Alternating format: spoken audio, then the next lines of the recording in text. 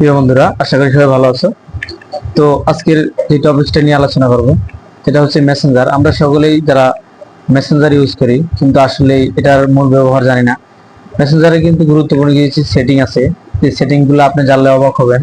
আর আমি এই বিষয়গুলো আপনাদের মাঝে আজকে সুন্দরভাবে বোঝাবো।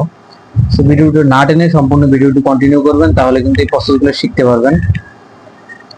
অবশ্যই ভিডিওটি ভালো লাগলে চ্যানেলটা সাবস্ক্রাইব করবেন। ধন্যবাদ সবাইকে। প্রথমে দেখেন, এখানে আমি আমার মেসেঞ্জারটা প্রথমে গুগল প্লে স্টোর থেকে ডাউনলোড করে নেব।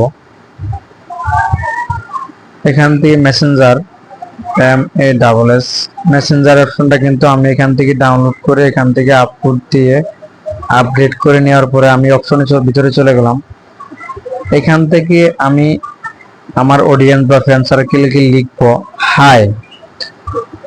এই হাই লেখাটা আমি কিভাবে লিখবো, কিভাবে পাঠাবো, এই বিষয়গুলো মূলত আজকে আপনাদের মাঝে শেয়ার করব।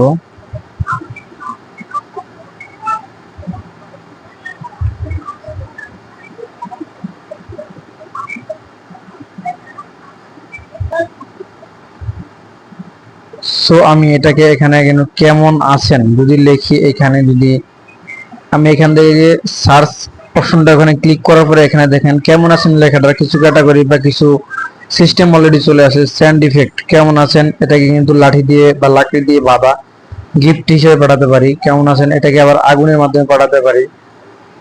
সো আমি এই কথাটা কিন্তু আবারও লিখছি, কেমন আছেন সবাই। এটাকে আমি এখানে ক্লিক করার পরে সেটাকে কিন্তু বিভিন্ন ক্যাটাগরিতে আমি তার কাছে পৌঁছাতে পারি, অডিয়েন্সের কাছে। এই সিস্টেমটা কিন্তু আমরা অনেকেই জানি না, আর এই সিস্টেমটা অবশ্যই ফলো করতে পারে। আমার এই ভিডিওটা ভালো লাগলে অবশ্যই চ্যানেলটা সাবস্ক্রাইব করবেন। ধন্যবাদ সবাই।